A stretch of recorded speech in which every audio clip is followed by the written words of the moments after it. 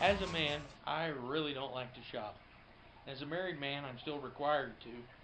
So I find myself oftentimes parked on a bench somewhere just watching people, watching their reactions to things they hear or see around them.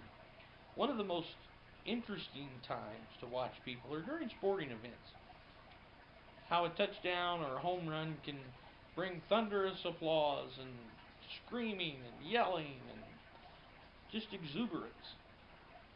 But yet, a well sunk putt at a golf tournament brings just a muffled little golf clap.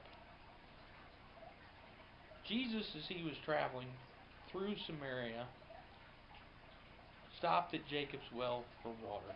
He sent the disciples into town to find food. And here, in the middle of the day, a Samaritan woman comes out to draw water for her household. The heat of the day. This woman had a past. She was living in sin. And rather than to hear the wagging tongues of her neighbors, she sought to go during this time when she wouldn't have expected to find anyone there. But when she arrives at the well, she finds Jesus resting. He asks her, he says, "Woman, give me a drink of water." Knowing the Samaritan status among Jews,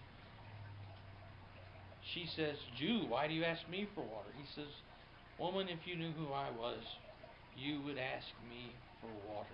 For the water I have is living."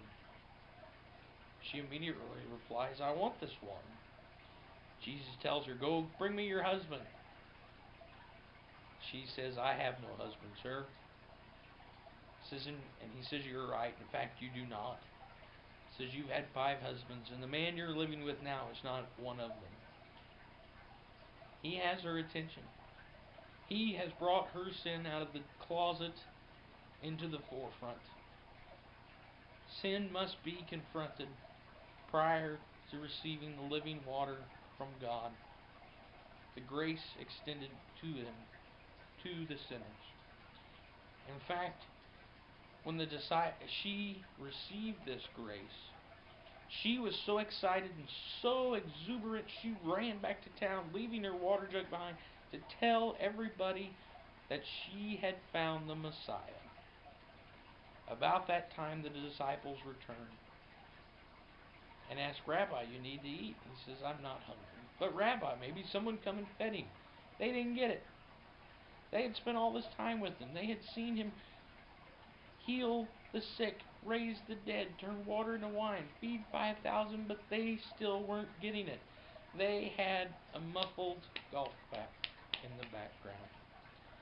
So what's the reaction that you see when you discover the living water in you is from the grace of God? The muffled golf clap or a roaring applause?